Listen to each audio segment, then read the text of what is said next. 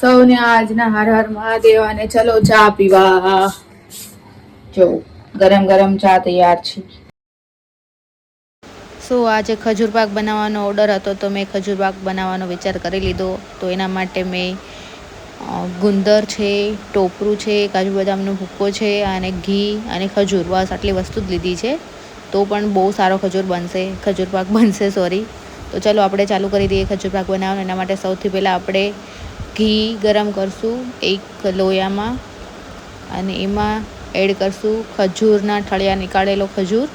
ઠળિયા બધા બરાબર કાઢી નાખવાના, નહીં તો ખજૂર પાકમાં ઠળિયા આવી જશે ભાઈ. તો ખજૂર કાઢીને પછી હું પહેલાં ઘીમાં ગુંદર તળતા ભૂલી ગઈ હતી, તો તમારે બીજા લોહીમાં લઈને મેં તળ્યો છે. તમે સેમમાં તળી શકો છો તો તમારું ઘી થોડું ઓછું ખરાબ થશે. મેં તો ડબલ મહેનત કરી હતી, તો તમે ધ્યાન રાખજો. તો બરાબર ગુંદર તળાઈ જાય એના પછી એને સાઈડમાં કાઢી લઈશું અને આપણે ખજૂરને હલાવતા રહેવાનું છે, નહીંતર ખજૂર નીચે ચોંટી જશે ગુંદરની જેમ. બરાબર એકદમ મસ્ત ખજૂર હલાવતું રહેવાનું છે, નીચે ચોંટી ન જાય. જો મસ્ત માવા જેવો તૈયાર થઈ ગયો છે આપણો ખજૂર. તો એમાં આપણે સૌથી પહેલાં તો મેં ગુંદર જ એડ કરી દીધો હતો પ્રોપર સારી રીતના મિક્સ કરવા માટે. અને ગુંદર મેં થોડો ઝાઝો નાખ્યો છે કારણ કે ઠંડીનો ટાઈમ ચાલે છે તો ગુંદર ખાવો બહુ સારો છે. તો ગુંદર વધારે એડ કર્યો છે મેં. પછી આ નારિયેળનો ભૂક્કો છે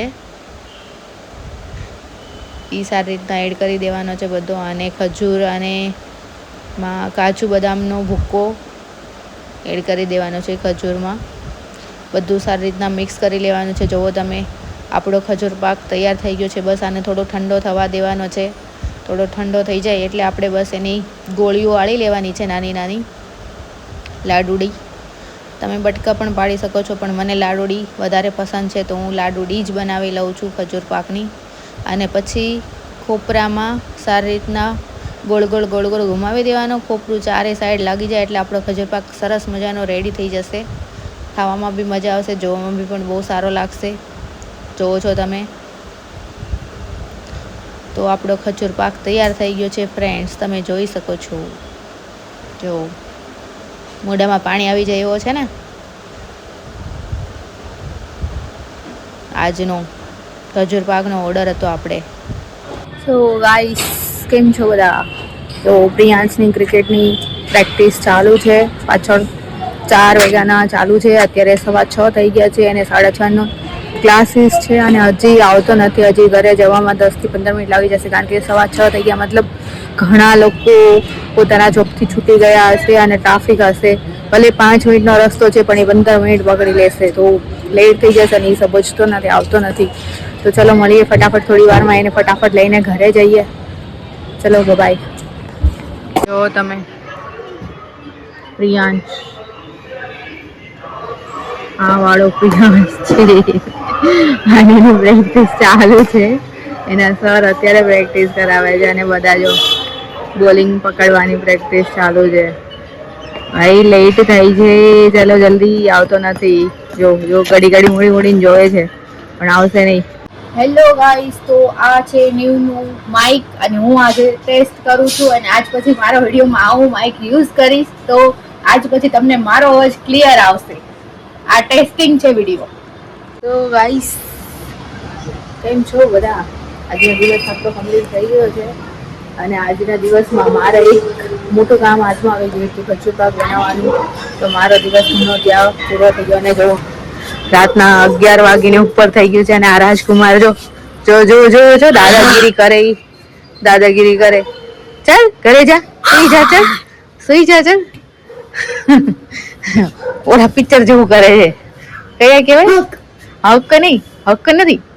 ઓલા ન હોય, તમે જોવો પૂતળા બની જાય બધા, કોઈ આમ એક બટકા ભરે ની. ઝોમ્બી આવ્યા. ગાઈસ, ચલો આપણે આ ભાઈને ખવડાવી દઈએ. આજે સવારે ભાઈને સ્કૂલની છુટ્ટી થઈ ગઈ હતી તો જલ્દી ખવડાવી દઈએ. ઝોમ્બી બની ગયો છે. કેમેરો જોઈને થોડાક વધારે નાટક કરે છે. ફોકસ જોઈએ છે, ફોકસ. આપણે ફોકસ દેવાનું થતું નથી એની.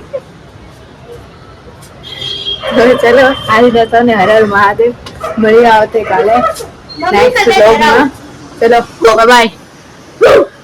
લાઈક શેર એન્ડ સબસ્ક્રાઇબ બોલ. લાકડી સરડી સબસ્ક્રાઇબડી આ જો કાળો મસ્ત નકરો રખડે कितनी काली फिल्टर मैं तो सुंदर हूँ फिल्टर लगाया ही नहीं है भाई ओरिजिनल ऑडियो वीडियो છે જો તો તું કેમ કાળો દેખાવ હું કેમ ગોરી દેખાવ કે જો કમેન્ટ ફિલ્ટર લગાવ્યું છે એક કેમેરા પર ફિલ્ટર આવે છે એ કમેન્ટ ऐसे કરીને કોણ ગોરું છે કોણ કાળું છે તો ચલો મળીએ પાછા નેક્સ્ટ વ્લોગ માં. હર હર મહાદેવ.